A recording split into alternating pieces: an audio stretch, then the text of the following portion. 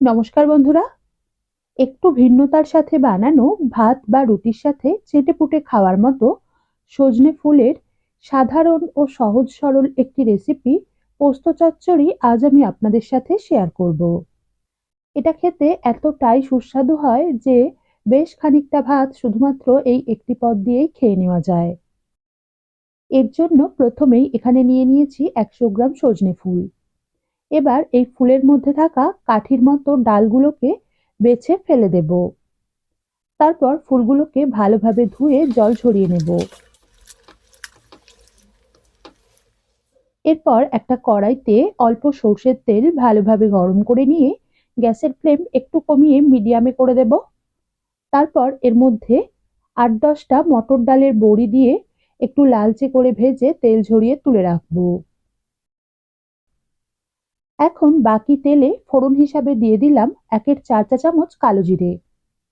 এটাকে 8 থেকে 10 সেকেন্ড মতো হালকা করে একটু সাঁতলে নিয়েই দিয়ে দিলাম একটা মাঝারি মাপের এরকম ছোট ও চৌকো চৌকো করে কেটে রাখা আলু। প্রথমে এর মধ্যে নুন না দিয়েই আলুর টুকরোগুলোকে মাঝারি আঁচে 2 থেকে 3 মিনিট ভেজে নেব। আলু ভাজার সময় যদি প্রথম পর্যায়ে নুন দিয়ে দেওয়া হয় তাহলে আলুর টুকরোগুলো একটু ভালোভাবে ভাজা ভাজা হওয়ার আগেই এর মধ্যে থেকে জল বেরোতে শুরু করে। তাই আমি নুনটা একটু পরে যোগ করি। যতক্ষণে আলুগুলো ভাজা হচ্ছে ততক্ষণে এখানে আরো একটা কড়াইতে আমি ধুয়ে জল ঝরানো সজনে ফুলগুলো ঢেলে দিলাম। এর মধ্যে অল্প একটু নুন এবং সামান্য অর্থাৎ 2 টেবিল চামচ বা 30 মিলি মতো জলের ছিটে দিয়ে মিশিয়ে মাঝারি আঁচে 2 থেকে 3 মিনিট একটু ভাপিয়ে নেব। অর্থাৎ এর মধ্যে থাকা ময়েশ্চার বা জলীয় ভাবটা একটু শুকিয়ে আসা পর্যন্ত এটাকে ভাপিয়ে নিতে হবে। আপনারা চাইলে সজনে ফুল সরাসরি আলুর সাথে ভেজে নিয়েও এই রেসিপি বানাতেই পারেন। কিন্তু এইভাবে যদি সজনে ফুল একটু ভাপিয়ে নিয়ে রান্নাটা করা যায় তাহলে রেসিপির স্বাদ সরাসরি সজনে ফুল দিয়ে ভেজে করার থেকেও বেশি ভালো হয়। তাছাড়াও রেসিপির মধ্যে একটুও কষা বা তেতো ভাব থাকে না বা আসে না। এদিকে আলুর টুকরোগুলোকে প্রায় 3 মিনিট মতো ভেজে নেওয়ার পর দেখতেই পাচ্ছেন যে হালকা একটু সোনালী রং ধরতে শুরু করছে। এই পর্যায়ে পরিমাণ মতো নুন আর 1/4 চা চামচ মতো অর্থাৎ একদমই সামান্য একটু লঙ্কা গুঁড়ো মিশিয়ে আরো মিনিট দুয়েক ভেজে নেব। অর্থাৎ আলুর টুকরোগুলো হালকা লাল হয়ে আসা পর্যন্ত ভেজে নিতে হবে। পোস্ত রান্নায় যেহেতু আমরা হলুদ ব্যবহার করি না, সেজন্য রংটা সাদাটের মধ্যেই একটু সুন্দর হওয়ার জন্য আমি অল্প ঝাল লঙ্কা গুঁড়ো ব্যবহার করলাম। আপনারা চাইলে এই লঙ্কা গুঁড়ো ছাড়াও এই রেসিপি একই পদ্ধতি অনুসরণ করে বানাতে পারেন।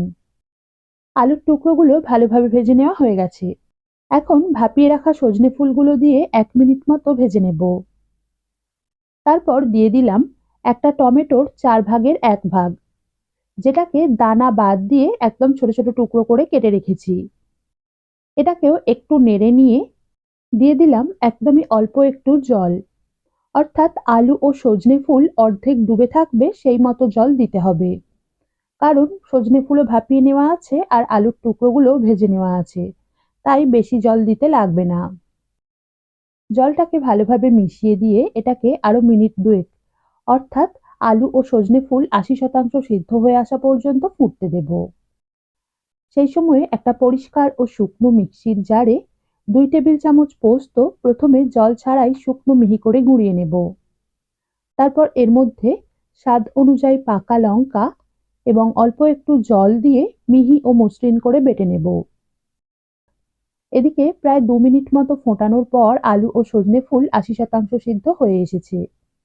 এখন এর মধ্যে ভাজা বড়ি, পোস্ত বাটার মিশ্রণ, পাত্রটা ধুয়ে অল্প একটু জল আর টেস্টটাকে ব্যালেন্স করে রেসিপির স্বাদ আরো বাড়ানোর জন্য দিয়ে দিলাম সামান্য অর্থাৎ 1/4 চা চামচ মতো চিনি। অল্প চিনি দেওয়ায় রেসিপিটা মিষ্টি একেবারেই হবে না, কিন্তু স্বাদ বৃদ্ধি পাবে।